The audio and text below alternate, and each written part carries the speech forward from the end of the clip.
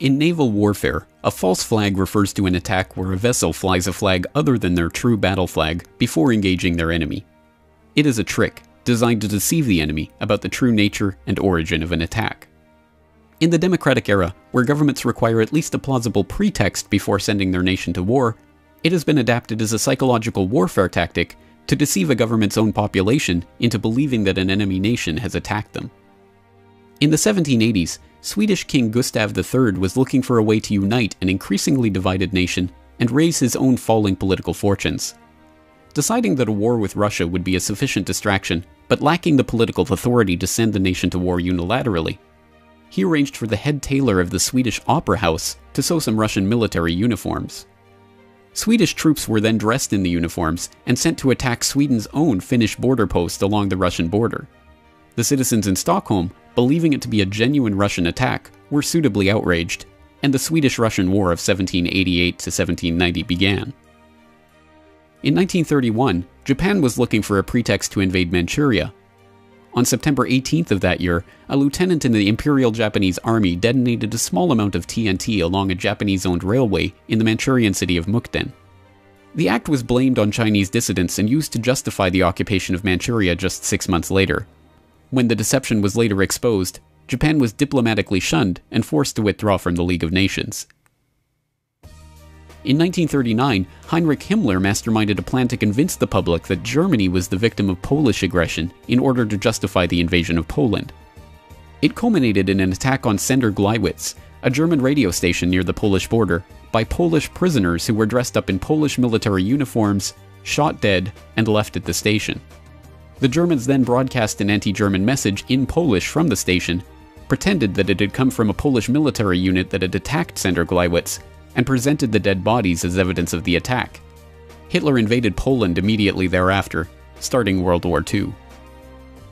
In 1954, the Israelis hired a number of Egyptian Jews to plant bombs in American and British cinemas, libraries, and other civilian targets, to be blamed on the Muslim Brotherhood or other malcontents. The plan, known as the Lavon Affair, was part of an effort to convince the British to retain their military presence in the occupied Suez Canal zone. Several bombings took place, but the British were ultimately forced out after Nasser nationalized the canal in 1956. In 1962, the U.S. Joint Chiefs of Staff authored a document called Operation Northwoods, calling for the U.S. government to stage a series of fake attacks, including the shooting down of military or civilian U.S. aircraft, the destruction of a U.S. ship, sniper attacks in Washington, and other atrocities, to blame on the Cubans as an excuse for launching an invasion. President Kennedy refused to sign off on the plan and was killed in Dallas the next year. In August 1964, the USS Maddox, a U.S. destroyer on patrol in the Gulf of Tonkin, believed it had come under attack from North Vietnamese Navy torpedo boats, engaging in evasive action and returning fire. The incident led to the Gulf of Tonkin Resolution, authorizing President Johnson to begin open warfare in Vietnam. It was later admitted that no attack had occurred, and in 2005 it was revealed that the NSA had manipulated their information to make it look like an attack had taken place. In June 1967, the Israelis attacked the USS Liberty, a U.S. Navy technical research ship off the coast of Egypt. The ship was strafed repeatedly for hours in an apparent attempt to blame the attack on Egypt and draw the Americans into the Six-Day War, but amazingly the crew managed to keep it afloat. In 2007, newly released NSA intercepts confirmed that the Israelis knew they were attacking an American ship, not an Egyptian ship as their cover story had maintained. In the fall of 1999, a wave of bloody apartment bombings swept through Russian cities, killing 293 people and causing widespread panic. Although blamed on the Chechen terrorists that the Russians were fighting in the Second Chechen War, FSB agents were caught planting the exact same type of bombs as in the other blasts later that month. The government claimed that the bomb was part of a security exercise, and Vladimir Putin came to power as the next Russian president on the back of the terror wave later that year. In 2001, attacks in New York and Washington were blamed on Al-Qaeda as a pretext for invading Afghanistan. In the months leading up to the event, American negotiators had warned Afghanistan's Taliban that they were interested in securing right-of-way for proposed pipeline projects, and the US would achieve this with either a carpet of gold or a carpet of bombs.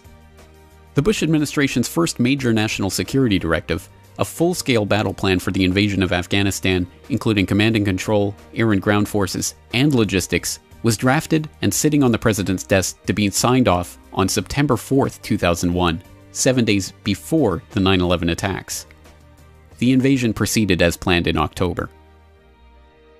These are but a few of the hundreds of such incidents that have been staged over the centuries to blame political enemies for attacks that they did not commit.